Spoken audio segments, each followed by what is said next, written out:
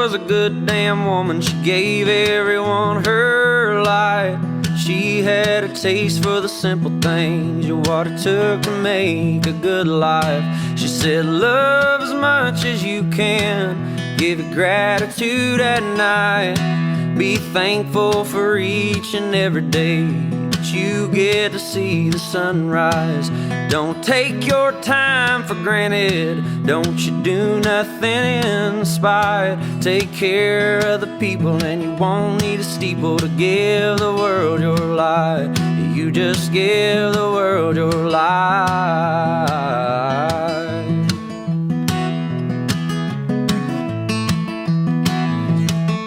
Cause love will teach the fish how to swim, it teaches the birds how to fly. It'll light up your lantern in the middle of the night and go with you for the rest of your life. Some people find it in their preacher, others find it in their friends. Some find it in a long lost woman, and others find it in the wind. That's why you gotta love as much as you can, give it gratitude at night. Be thankful for each and every day that you get to see the sunrise. Don't take that love for granted, don't you do nothing in spite. Take care of the people and you won't need a steeple to give the world your light. Nicholas Jamerson. How are you? In the flesh, in the virtual flesh. How you doing, man? I'm good. How are you? Good, man. Thanks for joining us, Nick. And, to introduce you to my audience, extraordinary troubadour, storyteller, you're kicking ass with your solo material, fantastic painter, by the way. And thank you. Absolutely. And of course, part of Sunday Best. But Nick, the Wild Frontier, man, what an album, dude. Holy smokes, man. What a masterpiece. Thank you. I appreciate you saying that. It is. It absolutely is, Nick. And so how are you doing? And Nick, are you right now in your Prestonburg home? Where are you coming to us from?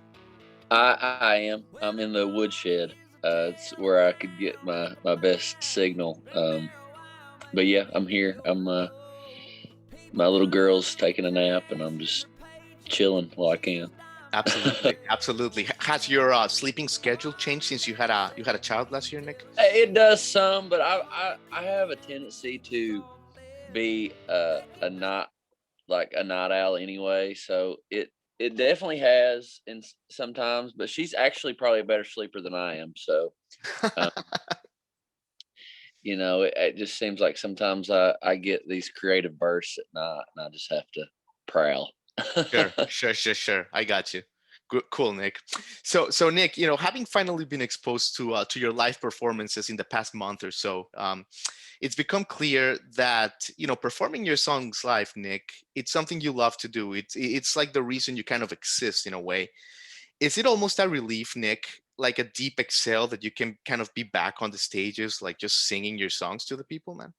Yeah, definitely. It's there is a release that only comes with that live space, and yeah, it's so cathartic, and that's really what I think I've taken from it more than anything. The time away was just how sometimes it's not even about the notes that I'm hitting. It's not even about being in the right key. I mean, obviously I want to do that, but it's just to be able to physically, do it is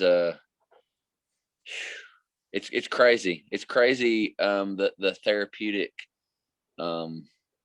release that I get from it. So I feel wild, I just need to stay here, let it go for a while.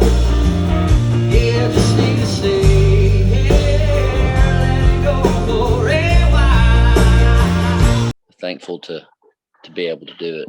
Yeah, absolutely. And it certainly feels like that for the crowd as well, Nick. And, you've always been a hustler, just, based on your history, whether it's football or with your solo career, Sunday Best. In fact, your song Gambler talks a little bit about, taking risks and kind of jumping into the unknown a bit. How was the experience, Nick, of releasing an album in 2020 and getting the message out there with so many unknowns? That's like a real maverick spirit there, man. Yeah, I mean, I through the whole creative process, I felt like 2020 was going to be a big year, Yeah. and that I needed to say something important. And when everything happened last year, I was like, wow, I would have never thought that it was going to be in the middle of a global pandemic, but that kind of made me just double down on it, because it was like, well, I think people probably need to hear it now more than ever. Right. Because the record is a deep look at the self, and uh, we had a lot of time last year to really think and go inward, if that's what you chose to do. And Mm.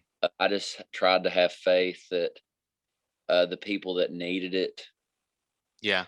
they Yeah. would find. So instead of thinking about all the things that, I obviously thought that we were going to release that record and then tour it all over the country, and that didn't happen. So yeah, it was just a part of the whole process of just surrendering to the unknown. And it's kind of where I was that's where I was coming from with the first line, and the first song in the record is about basically following your gut and following Yeah. your intuition. And so it was like I had to put my money where my mouth was, Yeah. honestly, with that whole process. So it was a trip. Well, it is a trip, and it's a great trip to listen to it. And I'm glad you mentioned the fact that we had the time to listen to it, because maybe it was a blessing in disguise. I mean, listening to your album, it reminds you of stuff like Emmylou Harris' The Ballad of Sally Rose, or The Who's Tommy. It's like a whole arc. It requires like a full immersion, and it's something that is rarer more nowadays with the singles and all that stuff. Is this kind of how you grew up, Nick, with listening to like these epic records and like stories and that kind of stuff? Yeah, yeah. I mean, uh, if you listen to any vinyl at all, it's you put it on and you leave it, and I don't know. I've done this for so long. It's really, I don't know. There's no right or wrong way to do it. I see the value and the reason for doing singles, but this is my 10th record that I've been a part of, and Yeah. like I just felt like I needed to find where my edge was creatively. And Hmm. um it took 4 years of composing and recording to put this record together. So I just wanted to take it as far as I could down the metaphorical rabbit hole, and just see what happened, on the other side. And I did grow up around storytellers, and I love a story, and I love a challenge. And it was, like I said, it was a real challenge just to put this whole thing together, and Yeah. with my own continuity. And um, yeah, it was fun. So I don't know that I'll always do that. Like I said, I do see the value in, or at least the business value in singles. And I think the way that music is consumed, it's sometimes hard to get people. It is hard to get people to sit down and listen to a whole record. So um, I'm trying to find a sweet spot in between, because I like I said, I see the value in all of it. Sure, sure. Yeah, but it's funny you mentioned the rabbit hole, right? Because like Brother Rabbit, for example, is based on that story by told from Uncle Remus. Man, like your stuff is just so layered. I can't like just emphasize how great and deep and layered your album is, man. It's like amazing. It reminds you of like, those Mel Brooks movies that you still watch 20, 30 years later and you find new jokes. Yeah, It's your album is just like it's gonna be around, man. It's for a long time. It's like so well made, Nick. I appreciate you saying that. You're Yeah. really blowing my mind. That's just the references that you're making. I'm like, man, this guy's done his homework. Well, of course, Nick, absolutely. But yeah, man, I mean, and also it's funny you mentioned that the edge, right? That you live off that edge, that chip off your shoulder, because another great thing about, your story, Nick, is obviously you were a great athlete, great football player, at Prestonburg and then the University of Pikeville. But you were a little bit shorter for like the standards that an athlete had to be, and you always had that edge. Is this something that like you kind of like use like a Michael Jordan kind of thing, that you find an edge to push you Oh, forward? definitely. I call myself Kobe all the time because like I do have that competitiveness, and I do feel like I've been overlooked most of my life.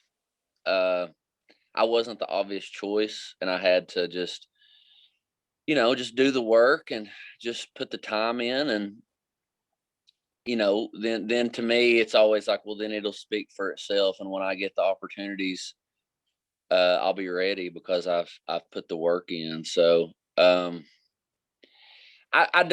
try not to do that, as far as competitive with other people, especially in music, because I feel like that's just a um yeah, that's just kind of a toxic trait, I think, in the industry, is like just competitiveness. And I think that also comes from a place of lack, like there's not enough room at the table for everybody. I think that there is, but it's more competition with myself, and Mm, just because you know I got to this place in my career where I had done more than I ever thought I could have dreamed of. I've been fortunate enough to play the Grand Ole Opry yep, you sure have. uh 7 times. Wow. um so it's like when you don't even dream of doing that, and then you do it, it's like, what do you do next? Hmm. So it's just, yeah, it becomes a competition with yourself. And so yeah, I'm just trying to push my boundaries, and um continue to explore, and just try to create from that place instead of trying to seek validation um Sure. from an industry standpoint. It feels good to be recognized by industry and industry folks and people like yourself, but you just can't live and die by it, because there's just so much out there that it's easy to there's just there's so many talented Right. artists out there that aren't necessarily, there's not a reflection in like the mainstream, or a reflection just in the arts. Are weird that way. You don't get an immediate return usually in Right.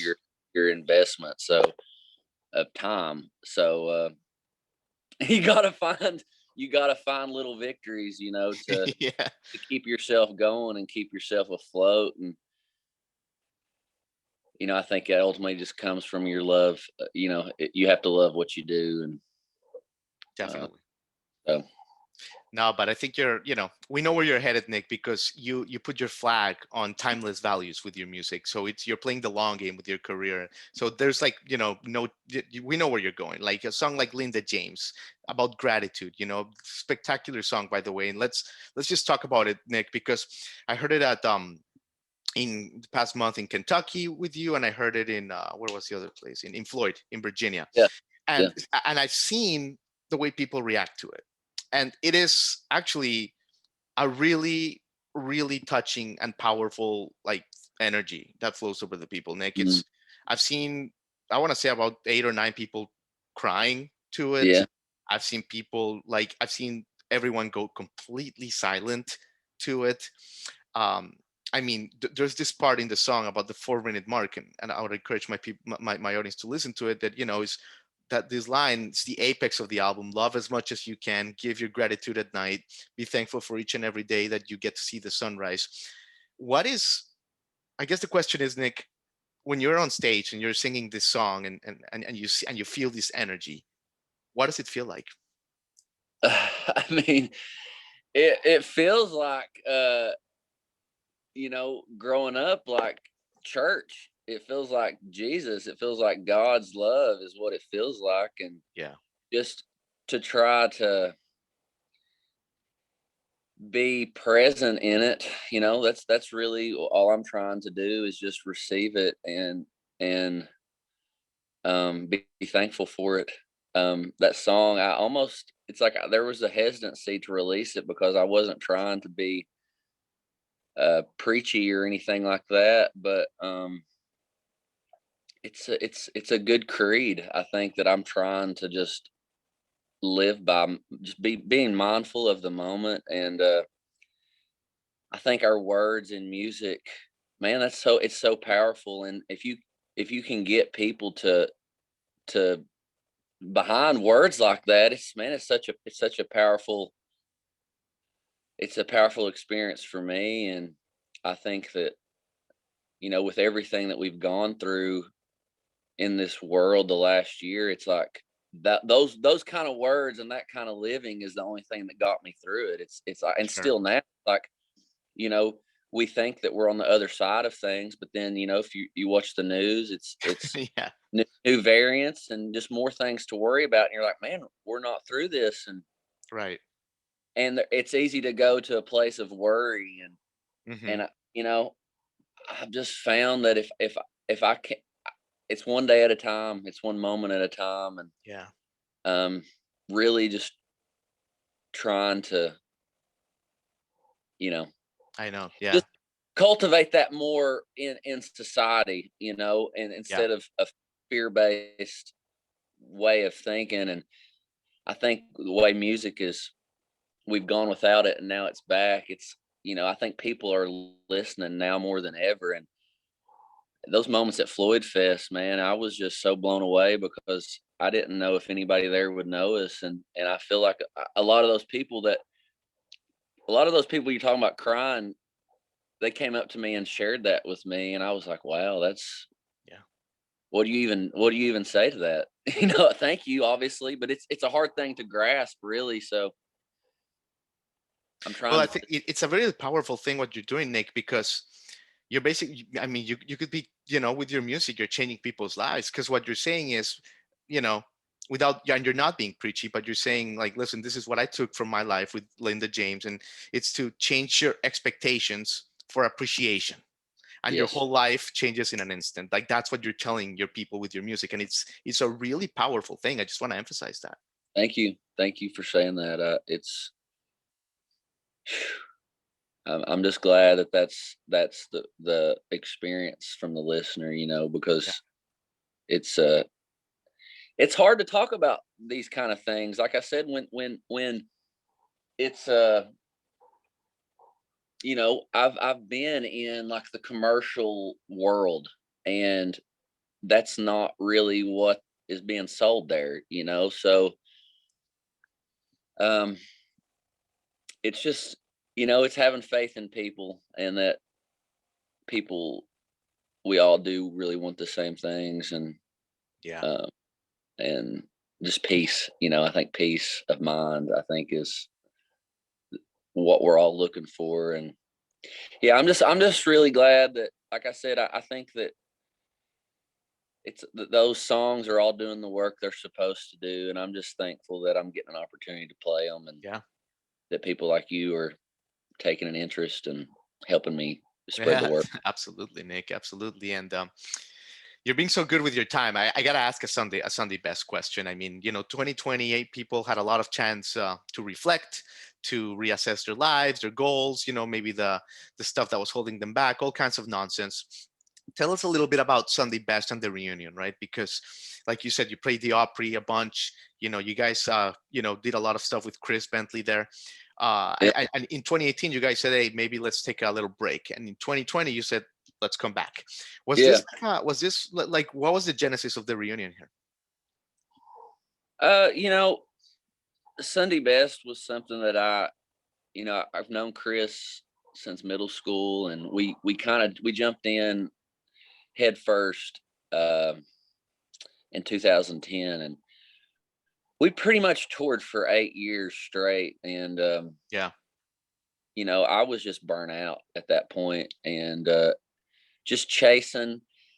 You're young and trying to find. We were trying to find our place in the world, and I mean, it was done. It was done and dead as far as I was concerned. Like when we ended, it was, and so many to make it about me and him, which, I guess that's a natural thing to think. But I had just come to a crossroads in my life Sure. of how I was living, and I think I was consumed by my career, and just trying to get somewhere, trying to to make uh just make a place for ourselves. And then when we did it, like I said, it just wasn't sustainable, the pace that we were going at. And Sure. I mean, and you know somebody and you work with somebody that long too, there are personal things that come up, and I'm not Sure. acting like that wasn't part of it. But um to me it was more about my just, I need to get myself right, get my heart right, my spirit Sure. right. And that was hard, I think, for Chris, because you know I I mean, we both went through that, but it was hard to, when you put so much time and energy into something, to say, hey, I'm not doing it anymore. um but yeah, last year, just with so much going on in the world, it felt like it was harder to not do it than it was to do it. You know what I'm saying? Like, it felt Sure. like maybe I was holding on to just old stuff, old fears of maybe things getting out of control, like I felt like they were at one point with the Sunday Best stuff. And uh his dad got in a car accident, and that was kind of the catalyst for us Yeah. to really start talking again, and just realize that there's more that our relationship was more, it's just more than just music, it's more than just a profession. And Sure. so yeah, just trying to get in touch with that side of things, because things just happen for us so quickly Yeah. at first with the Sunday Best stuff, that it was all business, and it was all, yeah, I mean, it was just that. And Sure. lost sight of, the just the things that will last forever, friendship, brotherhood. And it's been great. It's really been uh great to feel like you put so much time and energy into something, and it, you know relatively successful by most standards, regionally anyway. We But just to feel like it wasn't all for nothing, Yeah. like, and to provide just happiness for our community. um you know those that aren't familiar, our fan base is kinfolk, and there's so many people are that were just happy. It was just good news, and it felt good to be able to just provide some good news in the midst of, so much destruction going on in the world. Just a sign of some healing. Yeah. Like Yeah. Yeah. Yeah. Absolutely. some people getting on the other side of their BS. And um Nice. so, I live back in Prestonsburg, and that's all I've it's not easy living here, and but I want to be a I just want to be an example of what a kid from the mountains can be, when there's so many people that are, I think around here it's like what we don't have instead of what we do have, and Right. just being a little older, 30, just turned 36, and just feeling like needing to take my place in the community, Yeah. you as far as progressing it forward. Sure. Um, so Sunday Best, it's a big platform for that kind of message. And um, Chris is, we've always shared that sort of shared vision for purpose and what we were doing all this for. So it's been good. It's good to feel like you're in a band with somebody and that they're as invested in it as you are, you know, and Sure. you're both working towards a common goal. So Definitely. Well, we're glad you're on the path you are, like, and you're definitely spreading a lot of good from Kentucky, Nick. You've said it all. I do want to ask you one more question and I'll let you go. Parenthood. Like we started, you're a parent. What have you learned about parenthood that was in no article, in no book, that no one told you, that you're like, holy shit, you got to live this? man, at first, before she was even born, I was getting morning sickness. I was having these like sympathetic pregnancy symptoms of like morning sickness and headaches Oh, wow. and yeah, it felt telepathic in a way. It's like or like just chemically it just changed. It just does something to you that you can't even That's crazy. comprehend. And I was before my daughter was born, my dad was actually, he was like, oh yeah, he's like, I was so sick when your mom was pregnant with you. I was like, really? So Wow, that's strong. yeah, just on a molecular level, you know, it just Amazing. changed. And you know, sharing, you know, my DNA is inside of Emily, my partner, and Yeah. you it's like two become one. Wow. And I say that and it sounds so obvious saying it out loud, No, but I it's like get it. Yeah. until you experience it, it's just like, and it rocked my whole world. And I Amazing. feel like I'm still reprogramming, you know. So, but it's Like a system reboot, like Windows 95 to Windows 98 Extreme. yeah, I got that iOS 10.2. Right. Right. Oh man. Well, It's crazy. Nick Jamerson, you've said it all, man. We're so happy that Britt, Adam, and the Eastern Kentucky folks and everyone raves about you, and the country's finding out about you, and the Wild Frontier. People, check it out. What an album! And check Nick out on the road. We will see you at Railbird next, I believe. Yep. This next one is gonna be a big one. It's gonna be a big one. Take care, Nick. Thanks for your time. But yeah, thank you. All right, man.